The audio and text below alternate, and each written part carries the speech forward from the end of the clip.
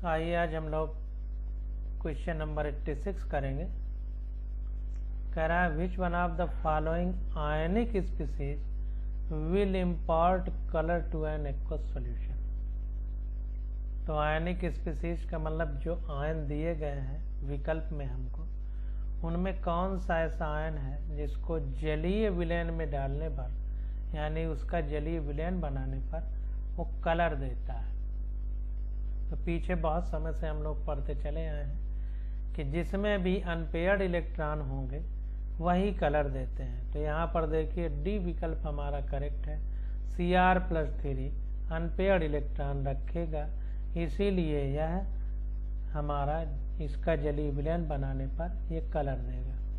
तो Cr+3 यहाँ पर देखिए Cr+3 और परमाणु क्रमांक Cr का 23 होता होगा, 24, उससे 3 इलेक्ट्रॉन निकाल करके 21 हुआ है। तो यहाँ पर देखिए उसका इलेक्ट्रॉनिक कॉन्फ़िगरेशन बनाया गया है। हमने आपसे बताया है कि सबसे पहले जो एटॉमिक नंबर यानी परमाणु क्रमांक हो तो पूरे का बना देना है, लिख देना है। 1s 2s 2p 3s 3p 3d 4s इन सब में भर देना है। इसके बाद 3 इलेक्ट्रॉन निकालना है ताकि Cr+3 या अन्य जो भी आयन लिया जाए वो बन सके। तो यहाँ पर देखिए 1s2 2s2 2p6 3s2 3p6 3d3। अब यहाँ पर 3d3 है तो d में 5 कक्षक यानी ऑर्बिटल होते हैं और एक कक्षक में विपरीत चक्रण के 2 इलेक्ट्रॉन रह सकते हैं, लेकिन 3 ही है तो पहले एक एक भरा जाएगा। तो चूंकि 5 कक्षक है, 5 में 3 ही में भरेंगे, 2 खाली रह जाएंगे, तो तीनों हमारे अयुग्मित रहेंगे यानी अनपेयर्ड रहेंगे, और अनपेयर्ड रहेंगे तो ये कलर देंगे। तो इसीलिए कह रहा है कि as Cr+3 ion has 3 unpaired electron in its valence shell so it imparts green colour to an aqueous solution. इसलिए ये हरा रंग देते हैं विलयन में, जलीय विलयन में। तो इस प्रकार से Cr+3 हमारा करेक्ट हो जाएगा। क्वेश्चन नंबर 87 देखते हैं। कह रहा है which one of the following elements shows maximum number of different oxidation states in its compounds. सारे क्वेश्चन देखिए रिपीट हो रहे हैं, सब ये हम पहले पढ़ चुके हैं और फिर से वही क्वेश्चन हमारे सामने आ रहे हैं। तो कह रहा है कि ये जितने भी विकल्प हैं इनमें कौन सा सबसे ज़्यादा मैक्सिमम ऑक्सीडेशन स्टेट देगा। तो Am हमारा सबसे मैक्सिमम ऑक्सीडेशन स्टेट देगा।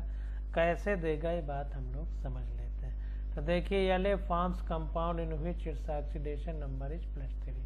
तो जो यले है जो विकल्प में दिया है ये +3 ऑक्सीडेशन स्टेट हमारा शो करता है।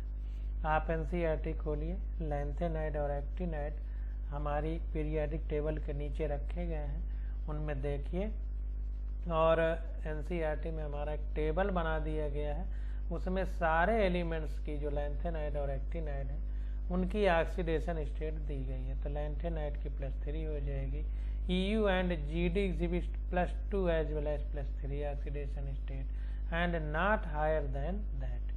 तो EU और GD जो हैं ये +2 और +3 ऑक्सीडेशन स्टेट शो करते हैं, इससे ऊपर की ऑक्सीडेशन स्टेट नहीं शो करते due to the stable F7 configuration. और उसका कारण क्या है कि F7 कॉन्फ़िगरेशन जो होता है इनमें वो स्टेबल होता है, यानी वो इलेक्ट्रॉन नहीं निकल सकते, क्योंकि F में 7 ऑर्बिटल होते हैं, कक्षक होते हैं, और प्रत्येक कक्षक में विपरीत चक्रण के 2 इलेक्ट्रॉन यानी अपोजिट स्पिन के 2 इलेक्ट्रॉन रह सकते हैं। तो हमने पढ़ा है कि आधा भरा हुआ और पूरे भरे हुए कक्षक ज़्यादा स्थायी होते हैं। तो चूंकि 14 इलेक्ट्रॉन रह सकते हैं, 7 हैं यानी अर्ध भरे हुए कक्षक हैं, इसलिए ज़्यादा स्थायी है, इसलिए अब ये इलेक्ट्रॉन नहीं निकाल सकता। इस कारण से +2 और +3 ऑक्सीडेशन स्टेट ही हमारा EU और GD शो करते हैं। Whereas AM exhibit the oxidation state +2 +3 +4 +5 +6 etcetera due to extremely large size and low ionisation energy. तो जो हमारा AM है इसमें +2 +3 +4 +5 +6 सारी ऑक्सीडेशन स्टेट शो होती हैं। और शो होने का कारण क्या है? कारण है एक्सट्रीमली लार्ज साइज, इसका साइज बहुत लार्ज है। जब साइज बड़ा होगा तो न्यूक्लियस से बाहरी कक्षा ज़्यादा दूर होगी, इसलिए न्यूक्लियस में जो प्रोटॉन है उनका इलेक्ट्रॉन के प्रति आकर्षण कमज़ोर होगा, क्योंकि दूरी बढ़ने पर बल कमज़ोर हो जाता है, इसलिए बाहरी इलेक्ट्रॉन को निकलना आसान हो जाएगा, इसलिए ज़्यादा ऑक्सीडेशन स्टेट्स होंगे। और दूसरा कारण है लो आयोनाइजेशन एनर्जी, यानी बाहर से इलेक्ट्रॉन निकाल करके आयन बनाने में एएम में बहुत कम ऊर्जा की आवश्यकता होती है, इसलिए ये आयन बनाना पसंद करता है, इसलिए बहुत सारे इलेक्ट्रॉन निकाल करके +2 +3 +4 +5 +6 आदि ऑक्सीडेशन स्टेट ये शो कर सकता है। तो हमारा आंसर हो जाएगा एएम। अब क्वेश्चन नंबर 88 देखते हैं। कह रहा है without losing it's concentration ZnCl2 solution cannot be kept in contact with, तो बिना अपनी सांद्रता को खोए हुए ZnCl2 solution को किसके संपर्क में नहीं रखा जा सकता है, ये हमसे पूछ रहा है। तो Al के संपर्क में नहीं रखा जा सकता है। क्यों नहीं रखा जा सकता है, इस बात को हम लोग समझेंगे। तो देखिए कह रहा है कि only Al lies above Zn, तो इलेक्ट्रोकेमिकल श्रेणी यानी विद्युत रासायनिक श्रेणी जो है उसको हम देखेंगे। पीछे भी ये क्वेश्चन आ चुका है। तो चूंकि जो Al है ये Zn से ऊपर है, which can displace the later from ZnCl2 solution, तो क्या है कि चूंकि Al Zn से ऊपर रखा है, इसलिए ZnCl2 से Zn को डिस्प्लेस कर सकता है। Therefore concentration of ZnCl2 will decrease when kept in Al containers, इसी कारण से ZnCl2 की जो सांद्रता है वो घट जाती है अगर Al कंटेनर में रखा जाए। क्यों? क्योंकि विद्युत रासायनिक श्रेणी में जो ऊपर रखे हैं वो अपने से नीचे वाले को हटा करके खुद उनके साथ में आ जाते हैं, इस कारण से ऐसा होता है। तो ZnCl2 में Zn की जगह जब Al आने लगेगा तो जाहिर सी बात है कि ZnCl2 की सांद्रता यानी विलयन में उसकी कमी होने लगेगी। कमी का मतलब वो कम सांद्र होने लगेगा। यहाँ पर देखिए, यहाँ पर वो रिएक्शन भी दी गई है। 2Al + 3 ZnCl2 से 2AlCl3 + 3 Zn बन जाता है, यानी Al Zn को हटा करके खुद उसकी जगह पर आ जाता है। तो इस कारण से ऐसा होता है। तो Al वाला विकल्प हमारा करेक्ट हो जाएगा। ये इलेक्ट्रोकेमिकल सीरीज के आधार पर आंसर हम लोग दे रहे हैं। तो आपको हम बता रहे हैं कि आप लोग इलेक्ट्रोकेमिकल सीरीज यानी विद्युत रासायनिक श्रेणी को अच्छा सा याद कर लीजिए। अब जब ये चैप्टर खत्म होंगे हम रिवीजन कराएंगे, तो इन सब चीज़ों को याद करने के लिए ट्रिक भी बताएंगे। अभी आप यूट्यूब में देख सकते हैं, बहुत सारे टीचरों ने ट्रिक बना के डाली है, उससे आप लोग इलेक्ट्रोकेमिकल सीरीज याद कर सकते हैं। अगला क्वेश्चन है हमारा, कह रहा है the lanthanide contraction is responsible for the fact that, तो जो लैंथेनाइट आकुंचन है या सिकुड़ाव है वो उसके रिस्पॉन्सिबल के उसके लिए कौन सा विकल्प में जो दिया गया है वो चीज़ महत्वपूर्ण है, ये हमसे पूछा जा रहा है। तो यहाँ पर फर्स्ट विकल्प हमारा करेक्ट है।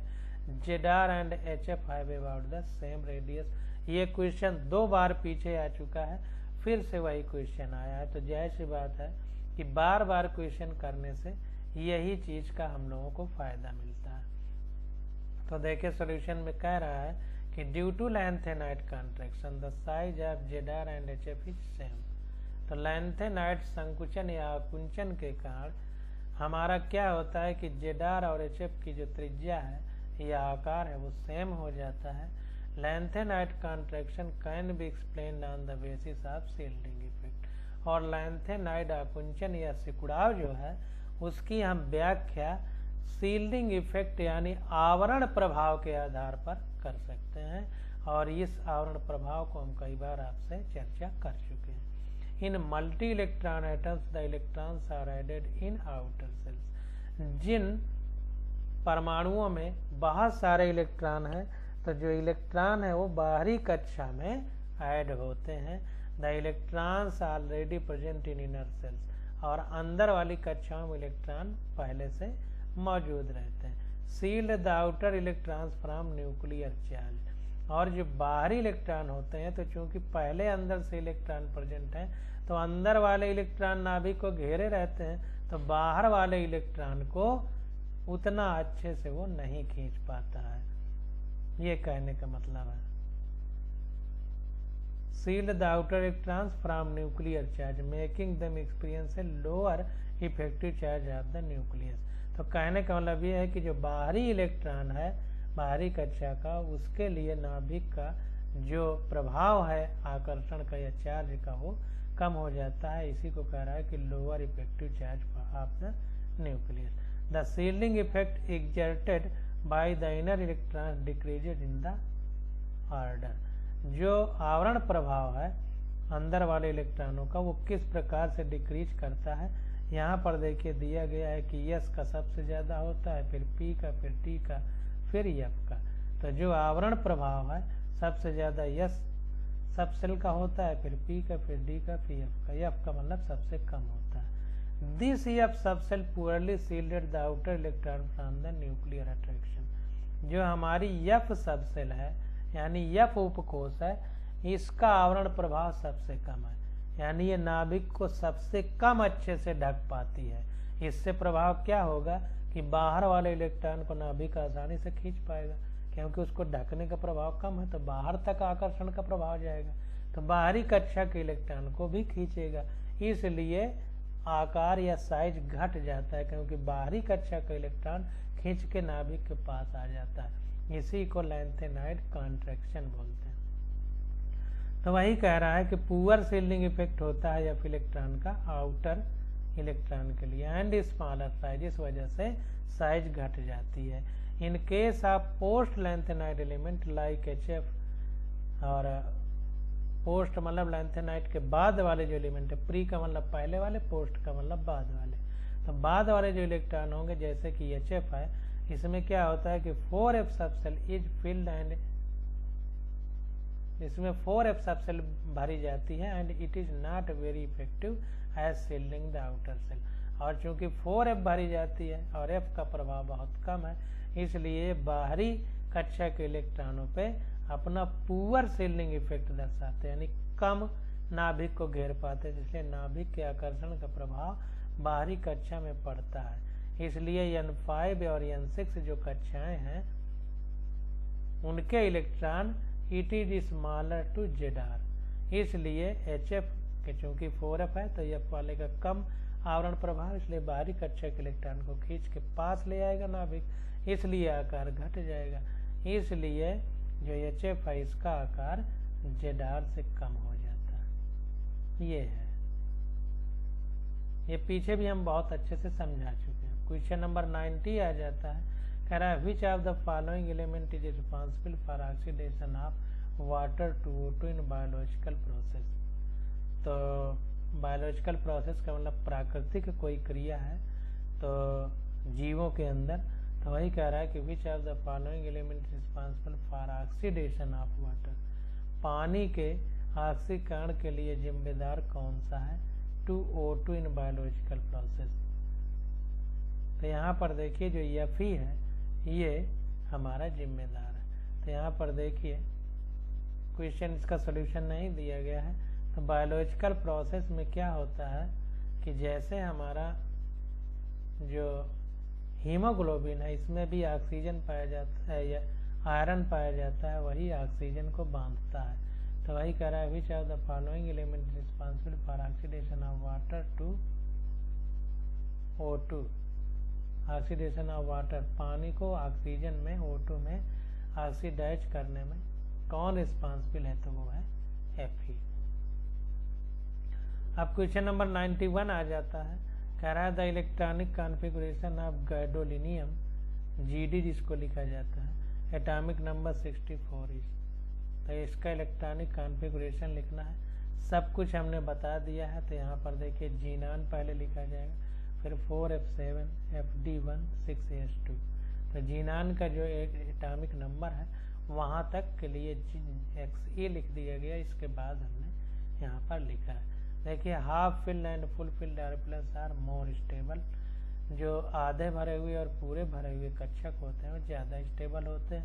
यहाँ पर F7 है यानी आधा भरा हुआ है, इसलिए ज़्यादा स्टेबल होगा।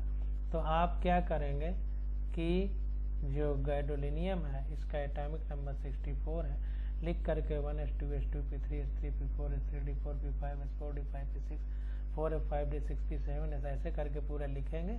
और ये आपकी जुबान में रटा होना चाहिए, ऐसे लिख करके इलेक्ट्रॉनों को भरते चले जाएंगे। तो जीनान का जो एटॉमिक नंबर होगा वहाँ तक पूरा हटा के XE लिख देंगे ब्रैकेट में, आगे वाला फिर लिखेंगे। तो 4f7 5d1 6s2 आ जाएगा। और चूंकि F में 14 इलेक्ट्रॉन रह सकते हैं और 7 ऑर्बिटल होते हैं, तो यहाँ पर 7 है, इसका मतलब सब में एक एक इलेक्ट्रॉन यानी आधा भरा हुआ है, इसलिए ज़्यादा स्टेबल होगा। क्वेश्चन नंबर 92 देखते हैं। कह रहा है K2Cr2O7 and heating with aqueous NaOH gives. तो अगर हम जलीय विलयन ले लें NaOH का और उसमें K2Cr2O7 को डाल करके गर्म करें, तो कह रहा है कौन सा पदार्थ प्राप्त होगा। ये पीछे हम लोग क्वेश्चन पढ़ चुके हैं, Cr4-2 प्राप्त होगा, पीछे कई बार पढ़ चुके हैं, क्वेश्चन आ चुका है, फिर उसी रिएक्शन को यहाँ पर लिखा जा रहा है। तो K2Cr2O7 की NaOH से क्रिया होगी, तो NaOH हमारा स्ट्रांग बेस है, प्रबल क्षार है, तो इसकी रिएक्शन होगी। तो यहाँ पर K2Cr4 बन जाएगा, Na2Cr4 बन जाएगा और पानी निकल जाएगा, पानी निकल जाएगा। अब यहाँ पर K2Cr4 में 2 प्लस के हैं, तो यहाँ पर -2 होगा। तो Cr2O7 यहाँ भी वैसे होगा, +2 है तो यहाँ -2 होगा। तो Cr2O7 -2, यहाँ पर बेस है तो OH- लिख दिया, ये मतलब हटा दिया। अब ये सब हटा दिया तो 2Cr4-2, दोनों Cr4 हैं, एक ये तो 2 लिख दिया, पानी लिख दिया H2। तो यहाँ पर Cr4-2 हमारा प्राप्त हो रहा है, तो यही हमारा आंसर हो जाएगा। क्वेश्चन नंबर 93 देखते हैं। कह रहा है कि a transition element X has a configuration Ar3d4 in its +3 oxidation state, इस एटॉमिक नंबर इज। तो Ar का मतलब आर्गन, तो 18 और 4 ये है, तो 18-4 22। कह रहा है इसका एटॉमिक नंबर क्या होगा, तो एटॉमिक नंबर इसका 25 बता रहा है।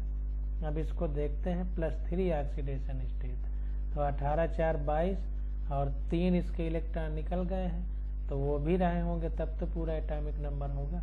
तो 22 और 3 25 हो जाएगा, तो 25 वाला आंसर हमारा करेक्ट हो जाएगा। यहाँ पर देखिए बता रहा है कि 18 आर्गन के हो गए और हमारा 4 ये है, 3 हम बाहर चले गए हैं तो उनको भी ले आएंगे। तो 18 + 4 + 3 तो 25 हो गया। क्वेश्चन नंबर 94 देखते हैं। कह रहा है when calomel reacts with NH4OH we get. जब काइलोमल को NH4OH से हम क्रिया कराते हैं तो हमें क्या प्राप्त होगा। तो सबसे पहले हमको समझना है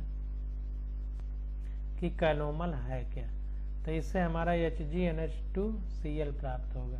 तो काइलोमल Hg2Cl2 होता है।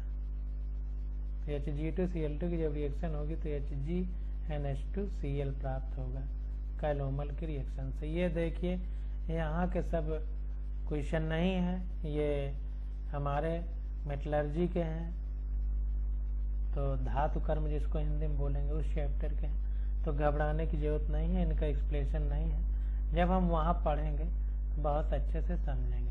तो यहाँ पर देखिए कह रहा है कि when calomel reacts with NH4OH it turns black due to the formation of a mixture of mercury and ammonium basic mercury second chloride.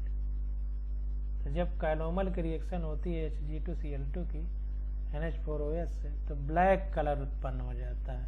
क्या बनने के कारण, मिक्सचर ऑफ मरकरी और अमोनियम, और ये बेसिक मरकरी होता है जिसमें मरकरी की जो ऑक्सीडेशन स्टेट होती है वो +2 वाली होती है। तो मरकरी क्लोराइड यानी Hg2 H2Cl2 वही बात हो गई, +2 इसकी ऑक्सीडेशन स्टेट रहेगी। तो यहाँ पर देखिए Hg2Cl2 जो कैलोमल है उसकी रिएक्शन कराई गई 2NH4OH से, तो NH4Cl + 2H2O + Hg + HgNH2Cl, ये रिएक्शन यहाँ पर लिखी गई है। तो ये रिएक्शन आपको समझना पड़ेगा और इसको याद करना पड़ेगा। अब आगे आ जाता है 95 नंबर क्वेश्चन। कह रहा है the electronic configuration of transition element is exhibited by. तो जो इलेक्ट्रॉनिक कॉन्फ़िगरेशन है किसी ट्रांजिशन एलिमेंट का, उसको कैसे लिखा जाता है ये बताना है। तो NH2n-1 D1 to 10 तक। तो जो ट्रांजिशन यानी संक्रमण धातुएं हैं वो डी ऑर्बिटल में इलेक्ट्रॉन उनके जाते हैं लास्ट में, और डी में 1 से 10 इलेक्ट्रॉन तक रह सकते हैं, क्योंकि 5 कक्षक होते हैं और 5 कक्षक में अधिकतम 10 इलेक्ट्रॉन रह सकते हैं। और उसके पहले वाली कक्षा जो होगी n-1 का मतलब ये लास्ट के पहले वाली कक्षा वो यस सबसेल होती है, इसमें 2 इलेक्ट्रॉन रहते हैं। तो ये इलेक्ट्रॉनिक कॉन्फ़िगरेशन है हमारा ट्रांजिशन एलिमेंट का। तो यहाँ पर देखिए बता रहा है general electronic configuration of transition element is NH2n-1 D1 to 10। तो इस प्रकार से ये बहुत बार पीछे हम लोग पढ़ चुके हैं। अब 96 नंबर क्वेश्चन आ जाता है। कह रहा है KMnO4 react with oxalic acid according to the equation 2MnO4- + 5C2O4 - 2। ये ऑक्सैलिक एसिड का फार्मूला है, मतलब एक तरह से आयन है, प्लस H इसमें हो जाता तो ऑक्सैलिक एसिड हो जाता, +16H+, इससे 2Mn+2 बन जाएगा, +10CO2 + 8H2O। कह रहा है here 20 ml of 0.1 m KMnO4 is equivalent to. तो KMnO4 की ऑक्सैलिक एसिड की रिएक्शन दी गई है, तो यहाँ पर जो आयन है के वो नहीं लिया गया, और ऑक्सैलिक एसिड का फार्मूला होता है COOH।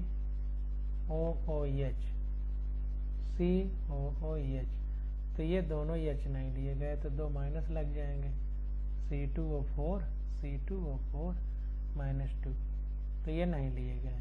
तो इसकी रिएक्शन कराई गई, तो कह रहा है कि हाँ, अब कह रहा है रिएक्शन में अगर KMnO4 0.1 मोलर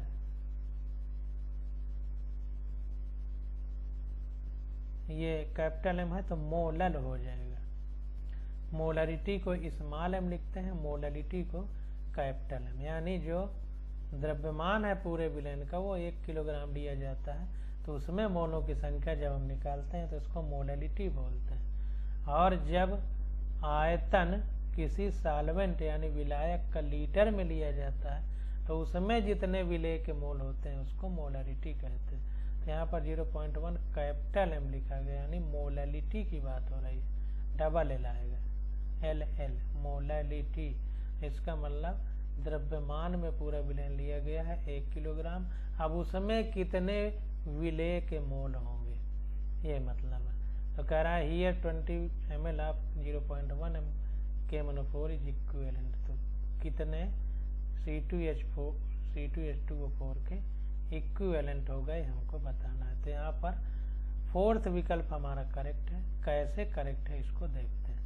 तो यहाँ पर देखिए 2MnO4- + 5C2O4 - 2 + 16H+, इससे 2Mn+2 + 10CO2 + 8H2O ये बन रहा है। तो अगर हम यहाँ पर तुलना करें C2O4 - 2 की MnO4- से, तो हमें पता चलता है कि 2 मोल MnO4- 2 के 5 जो पहले लिखा है ये मोल है, 5 मोल ऑफ C2O4- 2 के इक्विवेलेंट है। 3 लाइन का मतलब इक्विवेलेंट, इक्विवेलेंट का मतलब समतुल्य है, यानी 2 मोल 5 मोल से रिएक्शन करना है। तो 20 ml ऑफ 0.1 m KMnO4 बराबर 2 m मोल ऑफ KMnO4। इसी प्रकार 50 ml of 0.1 m C2O4 H2O4 ये इक्विवेलेंट होगा 5 मिलीमोल गलत बोल रहे हैं, मिलीमोल ऑफ C2O4- 2। तो यहाँ 2 की तुलना है तो 20 किया गया तो 2 मिलीमोल हो गए। अब यहाँ पर अगर हम 5 से है तो 50 लेंगे तो 5 मिलीमोल हो जाएंगे। तो देयरफॉर दीज आर इक्विवेलेंट। तो यही जैसे यहाँ 2 5 से तुलना की गई तो 20 की 50 से तुलना होगी, तो वही बात हो गई ना, 2 की 5 से तो 20 की 50 से।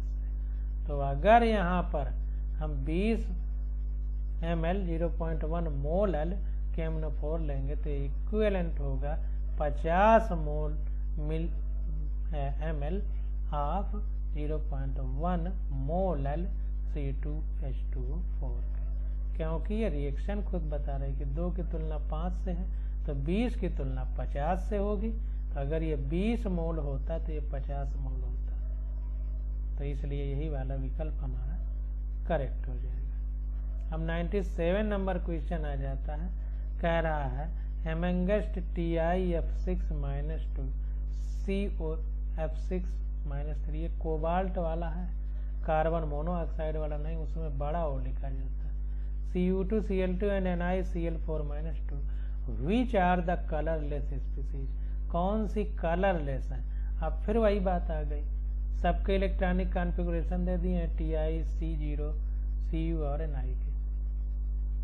अब यहाँ -3 है, यहाँ पर कुछ भी नहीं है, और यहाँ पर -2 है। तो इनके जब हम इलेक्ट्रॉनिक कॉन्फ़िगरेशन लिखेंगे आयन के, तो जिसमें भी पेयरिंग होगी, मतलब युग्मित इलेक्ट्रॉन होंगे, वही कलरलेस होगा।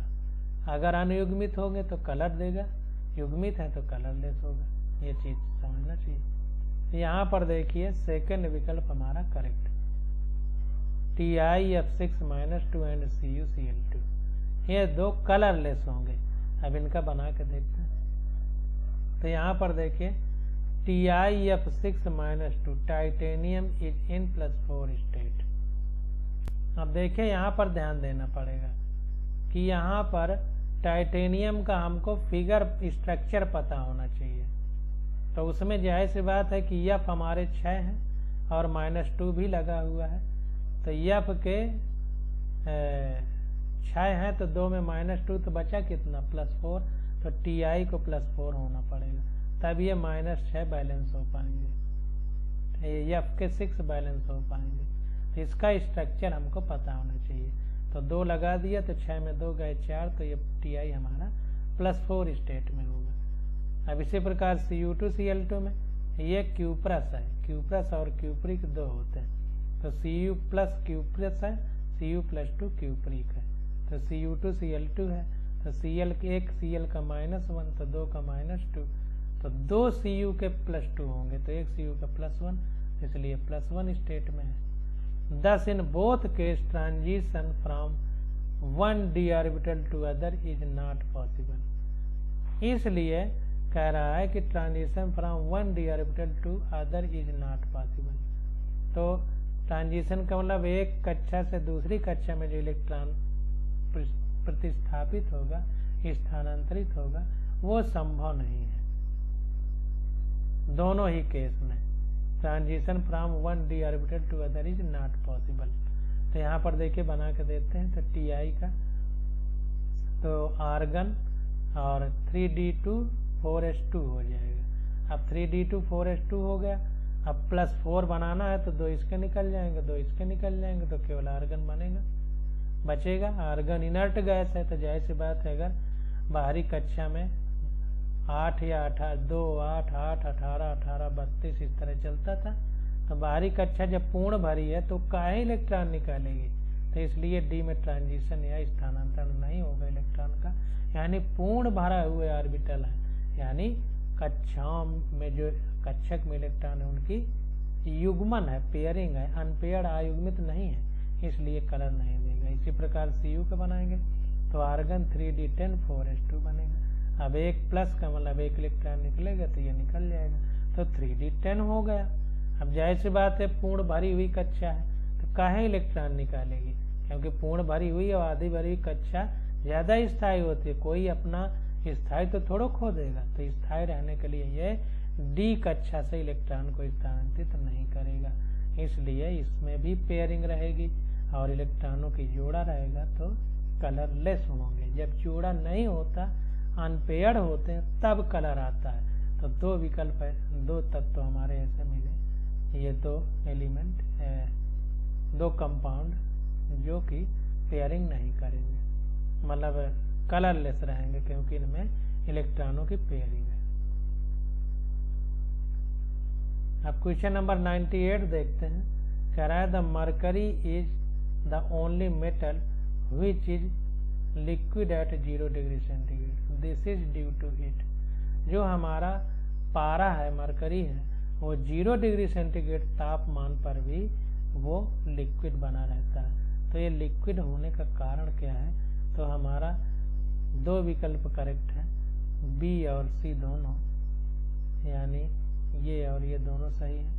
एक तो वीक मेटेलिक बॉन्ड, दूसरा हाई आयोनाइजेशन एनर्जी। ये दो ऐसे कारण हैं जो 0 डिग्री सेंटीग्रेड पर भी हमारे मरकरी धातु को लिक्विड फॉर्म में बनाए रखते हैं, क्योंकि उनमें जो धातुओं के बीच बंध हैं वो वीक हैं। तो जाहिर बात है, बंध वीक हैं तब भी उनके उछलने कूदने के लिए इलेक्ट्रॉनों को जगह बनी रहती है, यानी बॉन्ड ढीले रहते हैं, कमजोर रहते हैं, इसलिए वो ठोस अवस्था में नहीं आ पाता।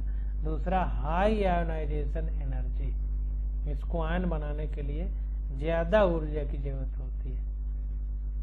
तो इस प्रकार से क्या है कि ज्यादा ऊर्जा उससे निकलना चाहिए जो कि 0 डिग्री सेंटीग्रेड पर नहीं निकल पाती, इसलिए यह हमेशा 0 डिग्री सेंटीग्रेड पर भी लिक्विड अवस्था में पाया जाता है। तो बी और सी यानी कुल मिलाकर डी विकल्प हमारा करेक्ट हो जाएगा।